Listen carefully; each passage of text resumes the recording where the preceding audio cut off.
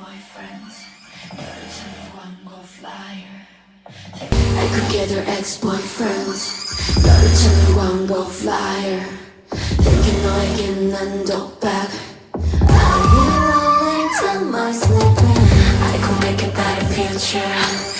Hi everybody, my name is Jessica Holyfield and I'm a professional dance choreographer and dance educator based out of the southeast of the United States, and we are here taking a look at ARTMS's track entitled Pre1 Birth. We have a music video as well as a showcase of cam to see all of them. I do know that they are 5 members that are also a part of the group Luna, and I'm very excited to take a look here. I'm seeing them on Queendom 2, having the time of my life, loving it. This is also a Patreon request. Shout out to Zay for the request. Cannot wait to dive in. Let's go.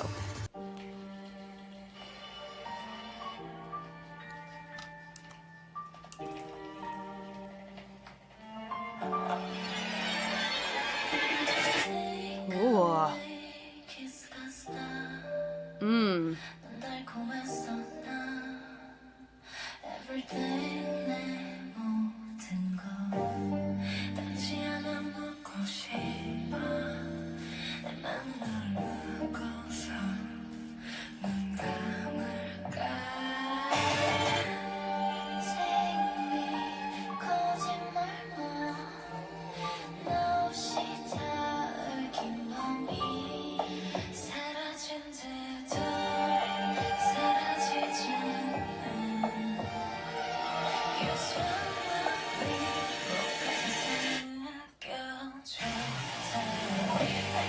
Ex-boyfriends.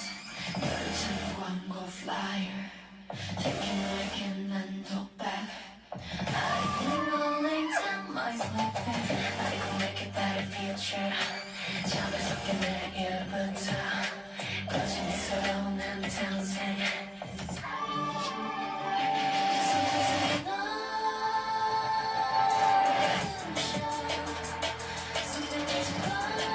Hey, drum and bass on that. Come on. I like the hybrid of like the abstract art and then them in the space too. Whoa. If cognitive dissonance was a track, it'd be this. Goodness gracious.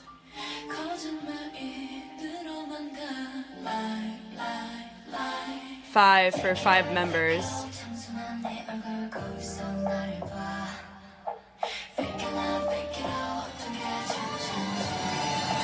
Everything is yours.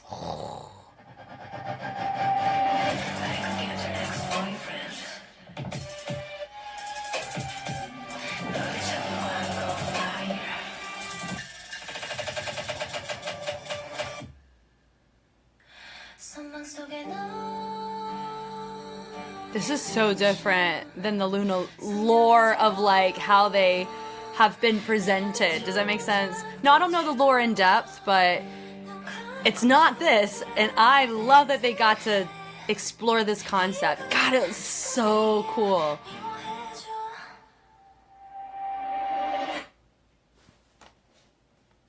Okay. Oof. Oof. So I am curious as to the meaning behind this, like what the light figure represents. You know, I do have a couple like theories, but I actually don't know enough about Luna and their lore and their like the isms of what makes the group who they are outside of Queendom 2 and what we see or what I've already reacted to Patreon request wise. So that's a bit you know, I'm definitely very curious as to what we are choosing to dive into here. Cannot wait to look at this live performance. Here we freaking go. Yes, we better cheer. Cannot wait for this. Yes, I know they're technically like a newer group. No, they're not. They're like what Viv is. It's a subunit. They know how to hold it down. Come on.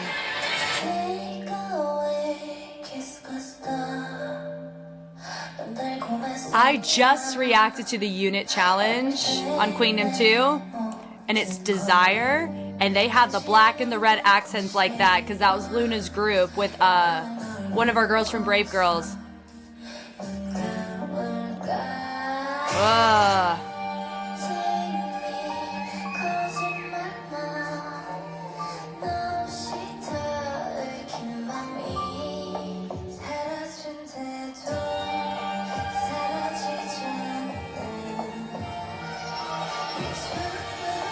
This is good choreo for them. Yeah. Bah.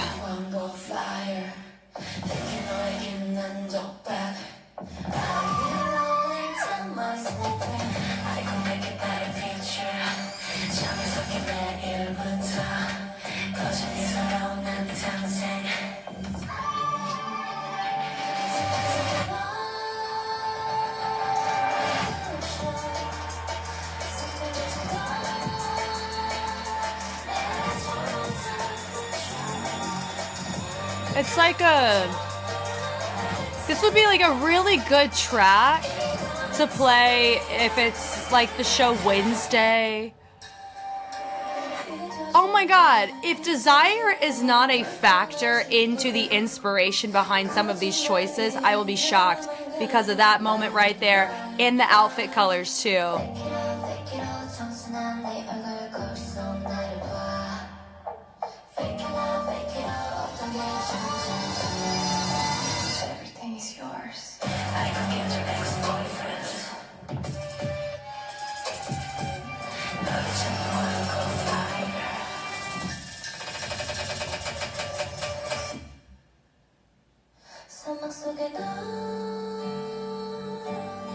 I love that they're frozen there.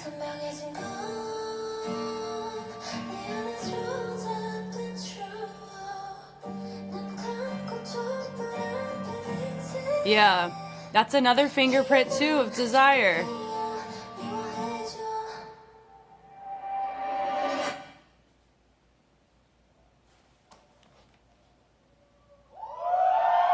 That one single. Woo! Okay, so I have little goosies, so I'm just gonna make this up myself, and I'm just gonna be happy with my own little lore I'm making here with some of the overlap here. I saw not one but 3 different overlaps from what I literally just watched last night from Queendom 2, Desire. If you haven't seen it, please go watch it and then come back here. Lordy lordy. First things first. The outfits. It's black with an accent of red. Kind of in this tasteful, ribbony kind of way. That's one. Second thing is there's this little peekaboo head. That was one of the iconic, it's the thumbnail of one of my analysis videos. No, one of my episode watching videos too, because it's so cool. Where everyone's in a column. One of them presents her arms out and they all like have their heads peekaboo out from the outside. That's number 2. And number 3 is this right here. That is something that happened right before the head peekaboo moment of that same choreo. So that is so much, that's like one too many coincidence for me as somebody who like, I don't know. But yeah, that's my conspiracy theory, everyone. I'm so glad I'm watching this now after I watched what I did, because I think it makes me more excited to talk about. Okay. All right, here we go. Thank you, Zay, for recommending this. And gosh, the timing is so fitting. Here we go. So they're all setting up. We love to see it. Way to go. Now, who all is in this that was in that one? I couldn't tell you. That's fine. That's life. But the silhouettes on these choices were so well done. I like the branching out of the energy, taking our hands and creating a nice little speed change. This dainty strings in the back. So we have this dainty kind of choice where it's not like we're not super heavy in our choices, meaning that we're not being internal and we're not kind of creating the space that we don't want people entering in. That's later. But here it's you don't know what story we're telling yet. We're about to tell you. The first time is whenever we hear this where it feels like a spider's descending. It's because it's strings not going in harmony and they're going outside, and it promotes anxiety. This gives you anxiety for that reason. Go back in. I like the presentation here. The little bleeds right here in the melt is nice, and how they present the arms. That right there, boom. That's called cognitive dissonance.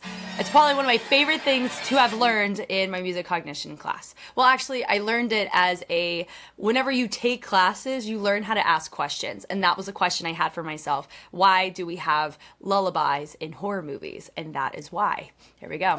For similar reasons, right here, I like how she's presenting the hands as she presents it out, and I like how she goes and twinkles. A great feature moment, and it allows other people to have an accent moment with her.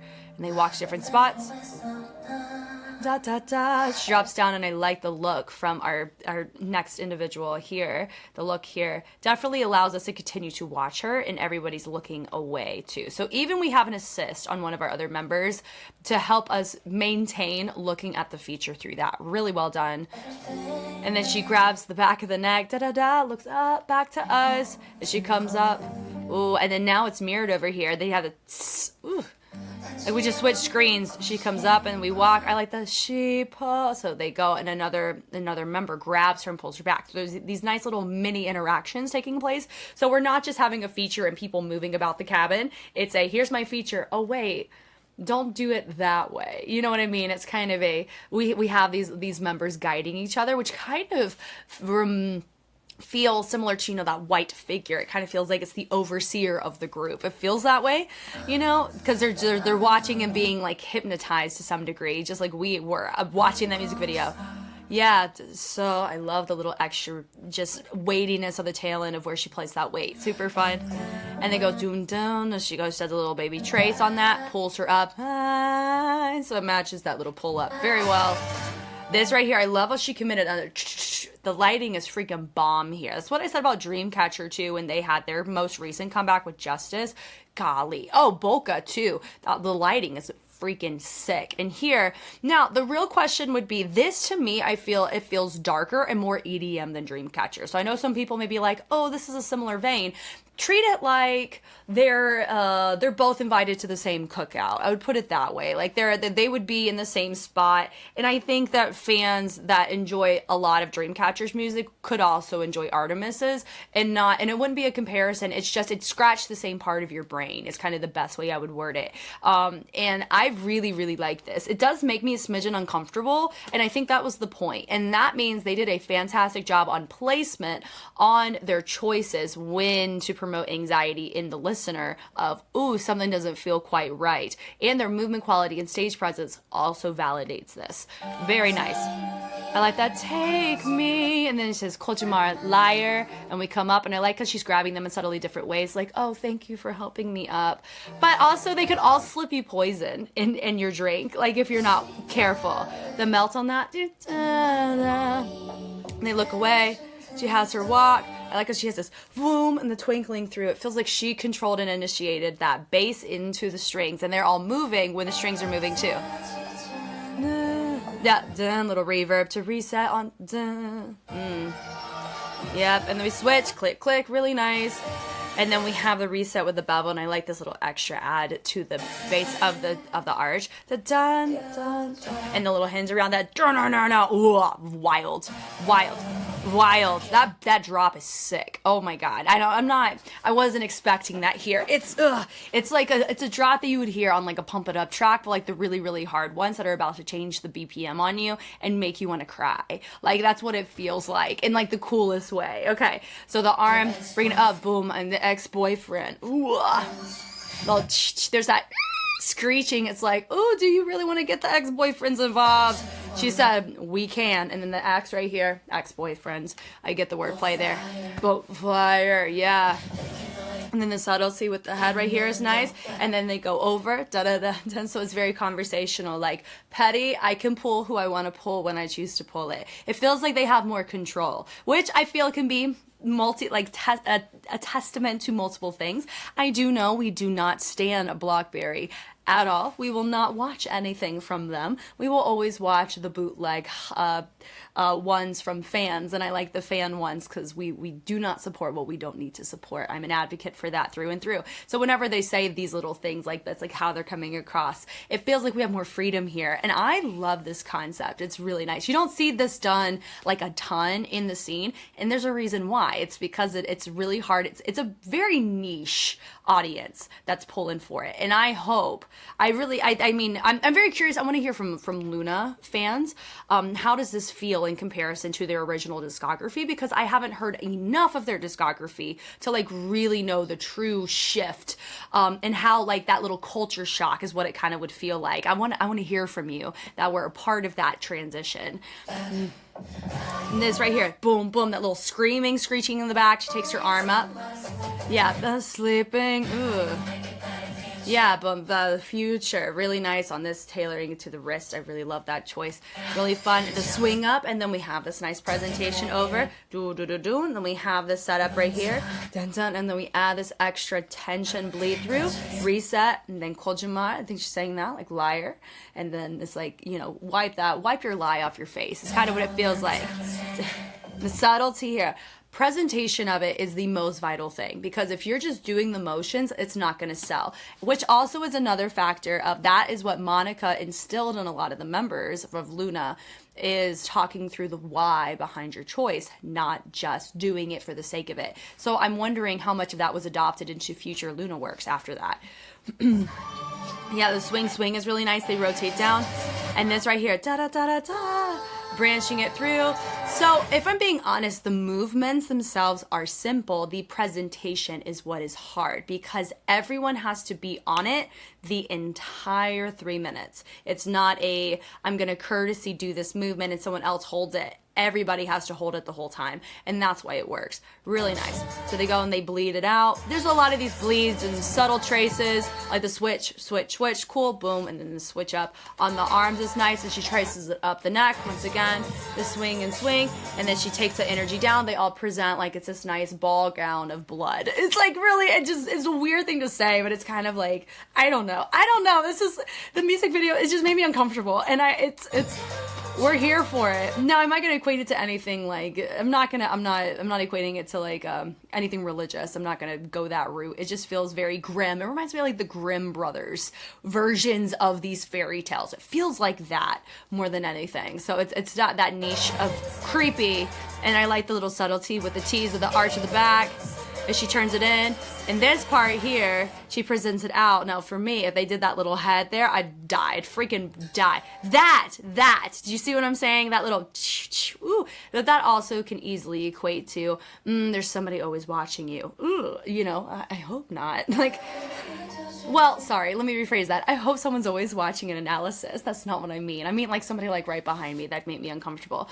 Okay, so there's like these anticlimactic moments, and so whenever it has this end, it feels unresolved, and I think that was also their intention. So whoever composed this, wild. So they present the arms very similar to what we've already kind of seen. So there is some overlap in these little tension moments, but they're not enough for me to say, oh, maybe we need to explore a different option. It just feels like we're maintaining environment. So she has this really nice fullness, and I love the anticlimactic it's just very sensible. Like, we're still moving, we're still involved, but we're still allowing the chaoticness of the different level to ensue. She drops down, dee. So she's even, I don't know if she's like playing the piano, but I think that was a really fun trace moment from her. Roll on the floor, girl, dee, and she's throwing through. Could this come across as like we're performing an exorcism, like practical magic, where we all have the broomsticks and she's like, rah, you know, maybe? I mean, I feel like so many things can be entertained here. Like, the answer is yes. And then they go pull down, they grab her, and then we have another member pull the energy, and I love the tension of that, and I love her commitment right here of how she's creating weightiness in the arms as she stands. Ugh. Da, oof. And the pull away is nice. Fake a love, fake it all. Ooh, wordplay is nice. And then she pulls them away, the look is nice, and then she has her moment. Everything is yours. Ooh, the drop down. Be your ex-boyfriends. In the pulse, cool. Body rolls, switching it through. Fire, ooh. This little extra residual effect is really nice. And also keep in mind, with this type of track, I don't normally see a ton of like choreo to it outside of like really abstract contemporary solos in the teen and senior division and the studio competition circuit. Very specific.